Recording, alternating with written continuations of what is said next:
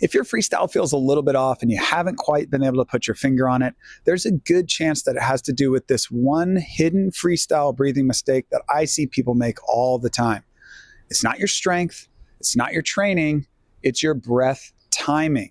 And today I'm going to show you exactly how you can fix it so you can start swimming faster and easier. Let's get into it.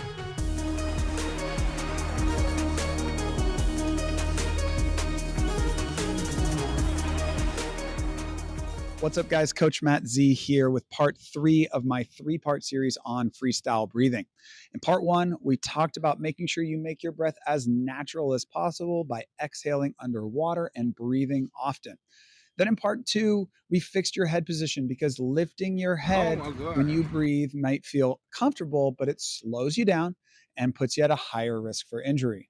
Now in part 3, I'm going to tackle probably the hardest one of them all, and that is your breath timing. And the reason why this is so difficult is because you might have to make some adjustments to your rotation and your body position in order to accomplish the correct timing. Don't worry though, in this video, I'm going to break it all down, tell you exactly what it should look like, and give you all the tools and drills you need to fix it. Now let's start with why this matters. Incorrect breath timing is a super common mistake that I see swimmers make all the time. Many swimmers either breathe too late or too long. And when that happens, your head is still out of the water breathing when your extended arm is at a crucial part of the stroke. This results in less power in your pull, less balance in your stroke, more shoulder strain, and an arm position that makes you look more like a ballerina than a swimmer. It's pretty obvious that this is not the best way to pull through the water, and it's definitely not going to result in your most powerful stroke. What we're looking for with your freestyle breath timing is that your breath happens when your opposite hand enters the water. So if you're breathing to the left, your breath should be timed with the entry of your right hand. This timing is going to allow you to get your head back down in time to have minimal impact on your pull while still giving you enough air. If you want to see a great example of this, go check out Katie Ledecky swimming. Not surprisingly, she totally nails the breath timing. You can see her hip rotation and her breath happening right when her opposite hand enters the water. It's smooth, fast, efficient, and it's the technique we're going for here. Now let's go back out to the pool to run through some drills that are going to help you nail this breathing technique. To accomplish perfect breath timing, we first need to make sure that we have great rotation and connection in your freestyle. Because if your body isn't oriented in the correct way, it's nearly impossible to time the breath correctly. To work on this, we're going to do one of my old favorite drills, single arm freestyle. With single arm freestyle, you're going to be swimming freestyle with, you guessed it, one arm. The other arm is going to be at your side. I never do single arm freestyle with the other arm extended. In fact, it's one of my least favorite drills. So when you're doing this drill, I want you to focus on the rotation of your hips and the extension of your arm. Try to sync those two things up. So when you're extending your arm, you are rotating your hips. Once your arm is fully extended and your hip is fully rotated, start the catch and pull and start rotating your hips back the other way. I like breathing towards the arm that is down. It helps balance out your stroke and also gives you some good practice for the timing of the breath. Remember, we're trying to take the breath when your opposite hand enters the water. Now this drill can be tough even for advanced swimmers, but it's doable for everyone. If you're really struggling with it, this is a sign that you have some stroke flaws that need to be fixed. You can add some gear to help you out. Fins and a snorkel are great tools to help get the hang of this one. All right, guys, I'm just going to pause the video here to remind you that if you are liking this content, please hit that like and subscribe button. Your support helps the channel continue to grow, and I really appreciate it. Also, if you didn't know already, I've got a coupon code with Finis. So if you go to finiswim.com, use the code CoachMattZ, you can get 20% off your entire order. Now, I really like Finis products, so I'm super excited to pass the savings on to you. And you're here watching a video about swimming, so you deserve it. So go to finiswim.com, use that coupon code, and enjoy the discount. The next thing I want you to do is swim with your snorkel. Now, this might sound a little counterintuitive since we're working on breath timing, but now we're not even taking a breath. But your snorkel will help you with the rotation you were just working on with that single arm drill. When you're swimming with your snorkel, focus on the connection between your hips and your arms. When your right arm is fully extended, your left hip should pop up. And when your left arm is fully extended, your right hip should pop up.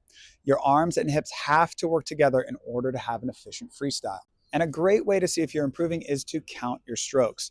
If you can get across the pool with less strokes in the same time, congratulations, you just got better at swimming. Okay, now that we have the hip rotation down, it's time to add in the breath. And in order to make sure we are taking the breath at the correct time, we're going to do a little drill I call head tap. With head tap drill, you're going to pick one side to work on. And what you're going to do is every time the hand on that side recovers, you're going to tap the top of your head. And what makes this a breathing drill is that your breath needs to be completed by the time your hand taps your head. So if you're working on your left side, you're going to need to start your breath right when your right hand enters the water. Your breath needs to be done and your head needs to be down by the time your left hand taps your head. This drill is going to give you a great cue for when your breath needs to take place and how fast it needs to be.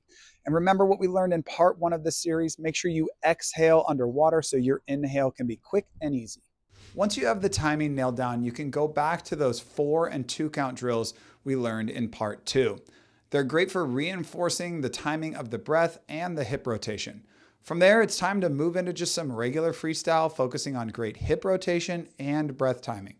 Just remember, we always want to take the breath when the opposite hand enters the water. Hey guys, check this out. I'm in my office right now because I was just out on deck coaching and I noticed something interesting.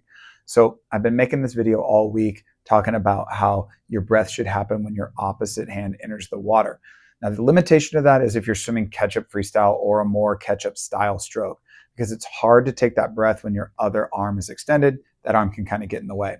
Well, I noticed a couple of my swimmers with a little bit more of a catch-up style stroke doing a really good job with the breathing, even though their breath was a little late. They were taking that breath a little later, but it wasn't really affecting their stroke. So come here, let's check it out. All right, so here we go. Check this out. This is one of my swimmers doing freestyle just at the workout just now. You'll notice he's got a pretty late breath, right? So I've been saying we shouldn't be having this late breath. His breath is pretty late. Watch it again here. See, inner breathe, inner breathe. So it kind of goes against what I've been talking about in this whole video. But what I noticed when I watch him do it is, let's back it up a little bit. You'll see he's going to inner and then breathe all the way back there. But notice his extended arm right here. See how that extended arm stays up on the surface when he takes his breath? And it doesn't go down until his head comes down. So now his head is going down. See his head going down? His arm is still extended out, reaching for the wall. And then he pulls. Now this is a pretty catch-up stroke. Like that's pretty far out in front. But I like that he keeps that hand out in front. Because he does that, the late breath does not affect his pull nearly as much as it does with most people. Okay, so if you're gonna have a late breath, or if you're struggling with a late breath, it might be a good idea to focus on the extended arm, reaching out while you breathe. Try to reach for that wall on every single stroke. All right, guys, that wraps up our 3-part series on freestyle breathing. If you haven't already watched parts 1 and 2, go check them out. I'm going to link them down below. And if you put all 3 of these pieces together, I can pretty much guarantee you that you will be swimming freestyle faster and more efficiently. And while I've got you, go check out one of these 2 videos, which YouTube thinks you're going to enjoy.